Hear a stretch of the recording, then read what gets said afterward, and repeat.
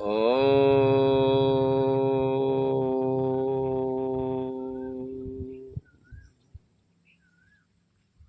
ओम वक्रतुंड महाकाय सूर्यकोटि समप्रभ निर्विघ्नं कुरु मे देव सर्वकार्येषु सर्वदा। बोलिए गणेश भगवान की जय। आदरणीय सभी श्रोता बंधु, हम आपके हृदय में बैठे हुए उस परमपिता परमात्मा को प्रणाम करते हैं। प्रिय बंधु, हम आपके लिए धार्मिक कथाएं वीडियोस के द्वारा श्रवण कराते हैं। कुछ शैक्षिक कहानियां हैं जो प्रेरणा स्रोत हैं। हमें आपके लिए अपनी मधुर भाषा से आप तक पहुंचाते हैं। हमारी किसी कथा में, किसी कहानी में कोई त्रुटि हो जाए तो हमें क्षमा करने की कृपा करना। हमारा भाव केवल आपको अच्छी नीतियों की तरफ अग्रसर करना है, अच्छे विचारों में लाने का प्रयास, बच्चों में सभ्यता डालने के लिए। हमको आपके हृदय को ठेस पहुंचाने का कोई तात्पर्य नहीं है कि हम आपके हृदय को ठेस पहुंचाएं। इसमें हमारा बिल्कुल भी लगाव नहीं है कि किसी को हमारे द्वारा कष्ट हो। एक बार एक माता जी अपने पति को लेकर के भगवान राम के मंदिर में पूजा करने के लिए जा रही थी। मंदिर में जाते समय प्रिय बंधु, उन्होंने कुछ धूप बत्ती ली, कुछ प्रसाद लिया, कुछ लड्डू लिए, आदि सामान लेकर के भगवान श्री राम के मंदिर में पहले तो मत्था टेका, फिर उसमें पूजा पद्धति करने के तत्पश्चात वह कह रही थी कि हे प्रभु, मेरे पास कोई भी संतान नहीं है, आप मुझे संतान की प्राप्ति करा दें।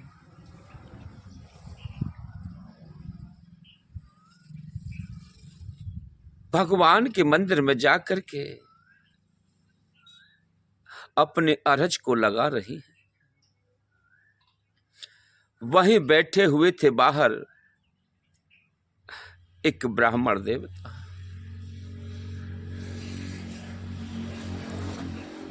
उन्होंने कहा कि हे भैया, क्या आपके पास संतान नहीं? हाँ जी हाँ पुजारी जी, मेरे पास कोई संतान नहीं है। तो आप ऐसा करें कि भगवान के चरणों में कुछ फल ला करके चढ़ाएं, तो आपको फल का परिणाम फल मिलेगा। हो सकता है कि भगवान आपको फल की प्राप्ति करा दे। अब तो प्रिय बंधुओं, ब्राह्मण का आशीर्वाद लेकर के वे दोनों प्राणी अपने नगर के लिए प्रस्थान कर गए। वहां से उन्होंने विचार बनाया कि हम कल ही मंगलवार है तो हम जाकर के कुछ फल लेकर के आए, जिससे कि मंदिर में जाकर के भेंट कर दें। उन्हें लेकर के अपनी पत्नी को बाजार में पहुंचे तो उन्होंने देखा कि बोले भैया, ये केला किस भाव है? कि भाई 100 रुपये दर्जन है। बोले जी तो बहुत महंगे हैं। उन्हें छोड़ दिया, फिर आगे गए, सेब वाले से पूछा भैया ये सेब किस भाव दिए हैं? कि ये 200 रुपये किलो हैं। और ये तो और ज़्यादा महंगे हैं, चलो और देखते हैं। आगे बढ़े तो अमरूद रखे हैं। भैया ये अमरूद किस भाव दिए हैं? ये 150 रुपये किलो हैं। अरे यार ये भी कुछ महंगे हैं, ज़्यादा कम कर लो। कि नहीं भाई लेना है तो लो, ये तो इसी रेट में लेंगे। अब आगे के लिए प्रस्थान किया, बोले ये तो बहुत महंगे हैं, चलो यहाँ से नहीं लेते, मंडी से लेंगे। प्रिय बंधुओं, मंडी में गाड़ी के द्वारा जो आम आते हैं, जो सड़े सड़े होते हैं, उन्हें एक तरफ को निकाल करके रख दिया जाता है। उनसे पूछा कि भैया ये आम किस भाव दिए हैं? कि भैया 10 रुपए की टोकरी है। उन्होंने कहा कि इससे बढ़िया नहीं मिलेगा। 10 रुपए में टोकरी लेकर के आ गए और हनुमान जी महाराज सामने खड़े, भगवान के चरणों में सड़े हुए फल चढ़ा दिए। हनुमान जी ने अपनी दृष्टि के द्वारा देखा, क्या मेरे प्रभु ये सड़े हुए फल पाएंगे? कोई बात नहीं, जिसका जैसा भाव है वैसा ही प्रभु स्वीकार कर लेंगे। हनुमान जी ने आशीर्वाद दे दिया कि जाओ, तुमने जैसा फल दिया है वैसा ही फल आपको प्राप्त हो जाएगा। अब तो प्रिय बंधु, कुछ समय के पश्चात उसकी घरवाली ने गर्भ धारण कर लिया। जब 9 मास के बाद बच्चे को जन्म दिया तो बच्चा तो लड़का हुआ, लेकिन वह हुआ सड़ा हुआ। अब तो उन्हें बड़ी चिंता हुई कि भाई बच्चा तो हो गया हनुमान जी की कृपा से, भगवान राम की कृपा से, लेकिन यह तो सड़ा हुआ है, मृतक है, मुर्दा है।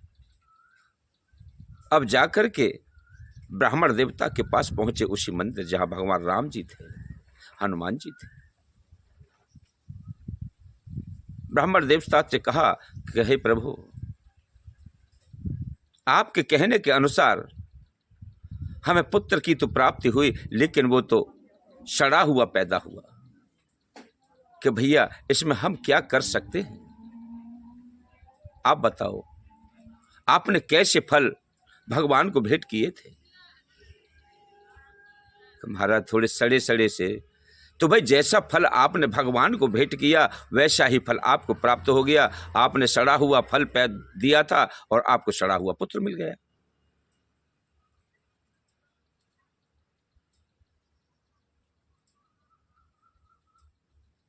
तो प्रिय बंधु, अगर हम किसी प्रकार का कैसा भी दान करते हैं, भले ही लाख रुपए का दान ना करें,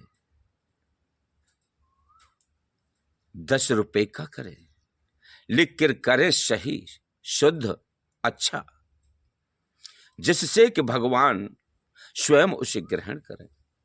जब हम आप ही इसको नहीं पा सकते तो बताइए दूषित वस्तु को भगवान कैसे ग्रहण कर सकते हैं?